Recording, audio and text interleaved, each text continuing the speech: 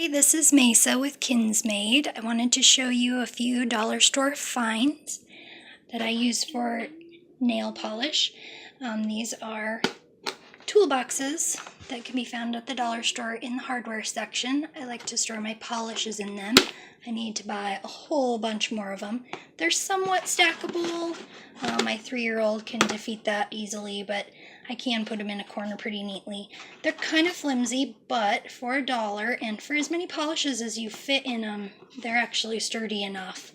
And they're nice for taking things on the go if you want to run over with a few polishes and go play in your polish with some friends. Of course, these little storage bins, the tablecloth is from the dollar store. These cotton swabs are great for cleaning up after your mani. These cosmetic wedges work really wonderfully for gradients. You paint the polish directly onto the sponge and you just tap, tap, tap on your nail and you can get that side-by-side color that's smeared in the middle that they call a gradient. Works really great. You can buy a whole package of these. I can't remember how many came in the package, but they are great for pushing down when you're doing decals like I have here on my thumb. I did these as full decals and then you have to adhere it, and I really like the soft touch of these and the narrowness of the little pad kind of help you get into the cracks and get all the sides adhered down. Those work really neat. Of course, you're usually taking off a manicure when you get started, so polish remover can be found at the dollar store. If you don't polish very often, you can get rubbing alcohol and just hit your nails with a little rubbing alcohol to get the body oils off to help your paint adhere a little better if you're not someone who paints very often. Just regular old Elmer's school glue can be used as a liquid latex. You can just lay it over the edges of your skin around your nail, and it kind of helps with cleanup if you're going to do something messy like the gradient. Can kind of get messy and then it'll just peel off of your skin. You remember playing with that in school. The other thing I really like from the dollar store is this little dispenser. Just put your cotton ball right on there and give it a couple of pumps and it pulls the acetone right up and wets your thing. What's your cotton ball? This is a regular old sticky lint roller, and I found this at the dollar store. You can tell I use it for stamping quite a bit. It helps clean your stamper in between applications. This is a great little cheapy cotton claw to keep your fresh manicure out of whatever you're cleaning. Just get your acetone on there and just pump it right like that, and it keeps your fingernails, you don't get cotton ball and acetone on your good manicure while you're working on someone else or working on the other hand.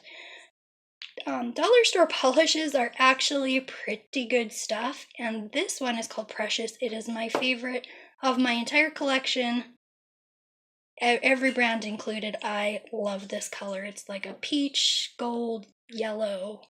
It's really pretty. There are really some pretty ones. This is a nice little brush that I found over there, and of course the Rapid Dry top coat is kind of a favorite of mine for every day. My friend bought this for me, and it has rhinestones, and this is a little squeezable polish with a very fine pinhead, and this is wonderful if you're really somebody who likes to do freehand artwork on your nails. These would be fantastic. I tend to be more of a stamper, but hey, it works. The other thing I want to show you is the chopping mats. You find these in the kitchen area. Kitchen supplies. They are 2 pieces for $1, and they're somewhat clear, cloudy clear. You can see they have a shiny side and a matte side. I use the shiny side up, then I paint my decals on here. I use my little printable mat that you can find on kinsmade.etsy.com, and I use that as a guide, but you could certainly just make a grid for yourself or use no guide at all, and I just find that this way you waste a little less polish. Anyway, and I just wanted to flip this over. You can see one of the advantages of having the clear mat is you can go and check your work. Like I can see on some of these I need to go right here, there's just gold and no red, so I need to go back over and paint that through.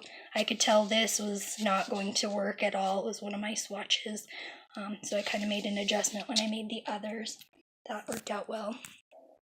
Another thing I wanted to show you, these are just partial decals, and so I'm going to have to paint, be very careful about the foundation color that I choose. And what I can do is, because my mat is clear, I can run this over all of these different colors, just colored paper, or I can hold my polishes up to it and see, you know, what color might be appropriate, you know. You get the idea. What color might be appropriate to finish off that nail design. So I really do enjoy using the clear cutting mats. One more thing I wanted to show you was a brag book that I got, just a little picture album, and I actually have this ready to go with my new printable. It's a printable guide for photo brag book storage of decals, and you cut these apart with scissors, this little dotted line, and then they fit just right in a 4x6 brag book, and I've placed them how I like. Anyway, I'm going to show you in the next tutorial how I go ahead and make decals right into the book and store them in there.